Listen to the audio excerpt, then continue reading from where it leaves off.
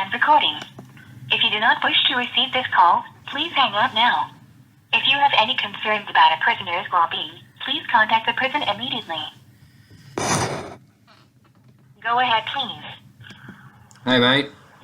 Hey, hello, mate. How are you? I'm going to time this. How are you? They've been 10 minutes, but because I've got them here, I can see. Yeah, you what? Sorry, what was that? They have been 10 minutes, but. Oh, they are they? Yeah, I've been seeing them. Oh, Yeah. okay. Yeah. Well, getting back to the conversation you had before, right? Mm-hmm. If you have a look, I writ to once or twice to Jerry Adams back in the day, like a long time ago, back in the day. Jerry Adams, you know Jerry Adams, and Michael McGuinness. No, I don't know them. They were the, back in the day, they were IRA over in, they were locked up over in Ireland back in the day when you had Bobby Sands and that, when they were IRA people. And back in the day against England and all that sort of thing. That's when it was unsettled and all that sort of thing between England and Ireland. And like they were locked up and they were tortured and bashed and everything, like all sorts of things happened to them. But if you have a look at Jerry Adams, when he came out of prison, and the internment they call it over there because they were political prisoners, they ended up forming the government, the political party called Sinn Féin, and Sinn Féin is the political arm for the IRA. And he ran the show. He was the president, and Michael McGuinness was always his partner, like his partner in everything that they did. And do you know what I mean? And they're now a political party that's over. They're represented in Ireland's parliament, you know. And but they were always, like back in the day, they were always dancing with the devil, so to speak, and represented people and fought and yeah, you know. So and yet they become citizens, like normal citizens that people wanted to sit down and break bread.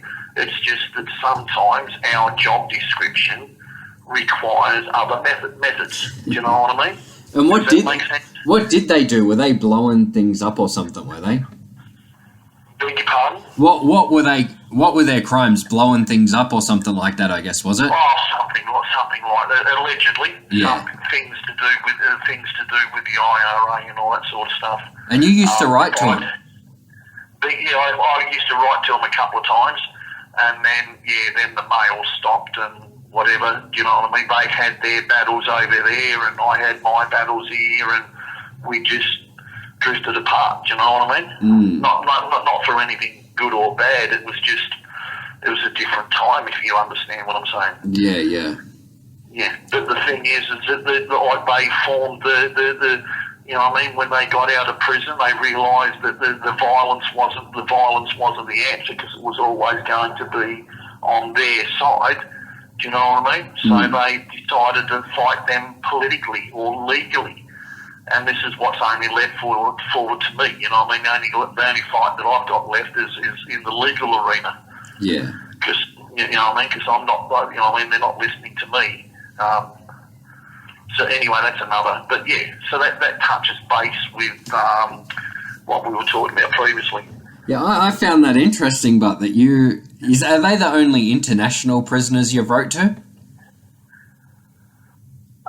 No, I used to have prisoners in America, and but there's now a rule that if you're in a prison in America, like you're not allowed to have contact with other prisoners at other jails and other states and et cetera, et cetera, et cetera. Do you know what I mean? And so they come to me and said, listen, you can't have contact there. That's their rule. That's their laws.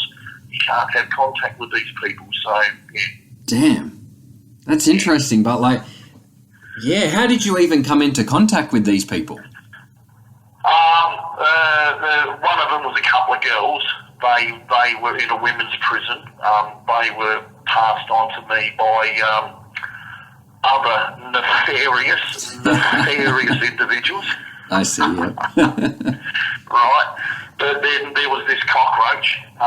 He was on death row. He heard about me somewhere along the line, and he was he was on death row when he turned to Christianity or something or other, do you know what I mean? And then he wrote to me and dedicated a lousy poem, you know what I mean, about remorse, which has nothing to do with me, you know what I mean?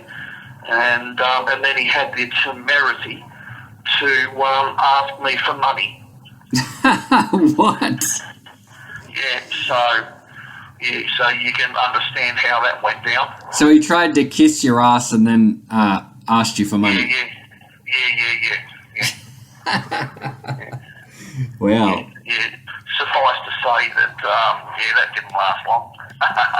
And do you write to any... I imagine over time you've wrote to a lot of prisoners in Australia, haven't you? Yeah, no, not really. No. The problem now is because there's been some developments in the last 8 months, and it's gone to shit, and things have happened, and I don't get me mail and that now, you know what I mean? Like I used to send mail to people, they don't get it no more, and et cetera, like it's gone putrid, and the only time I get mail is if the good ones are on and they decide to do the mail and go, oh, here you go, you know what I mean? But there's people who have contact with me, but we just don't get it, and they don't get mine and I don't get theirs, and they just don't like the type of people that I'm friends with. You know what I mean? And the people that I'm friends with are people who have morals and values and are prepared to defend those that can't defend themselves, and people who stand on their own 2 feet. So, heaven forbid you're allowed to represent yourself. Would you say more often than not your mail gets chucked in the bin? Yes. Yeah, that's so sad, man. Like, what the fuck? I would go that it was about 96%.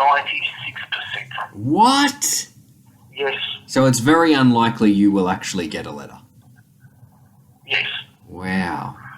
Yeah. So the people who know me, the people who know and that, they know not to bother because it's wasting their time. They might as well And it's wasting my time.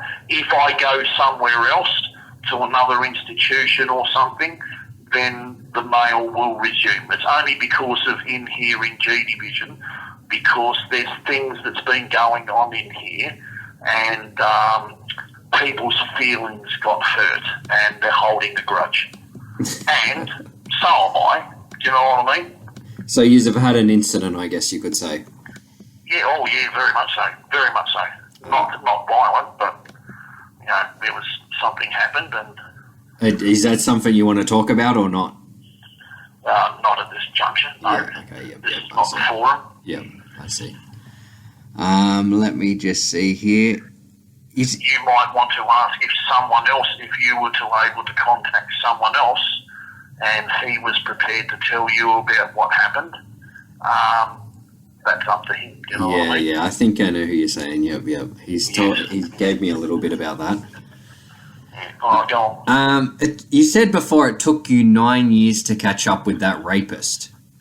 Yes, yeah. His name. Do you want his name? He's in the internet there somewhere. You can say it, yeah, if you want. His name's Frederick Sutton, and he was a notorious rapist in the 80's. Mm-hmm. He's raped probably about 30 women in the state, and schoolgirls and things like that, especially schoolgirls. He used to hide behind a tree, wait until they walked past, and then he grabbed them, and then, he probably done about 20-odd years or something like that. And but he ended up charging me for attempted murder, and then he ended up getting out of jail, and etc. He's out on the streets now. But you were waiting to see him, were you? When you heard his story, you were just waiting to catch up with him. Yes. Yep. Yeah. And you had no other history, just that, yeah? Beg your pardon? You had no other history, it was just that, was it? Between me and him? Yeah. Yeah, I'm under arrest. Okay, Yeah, mate. it was just that. Yeah, it was just that. We will resume tomorrow, mate. Yeah, All mate. right? Thank you. No, thank you. Okay, bye, Mick.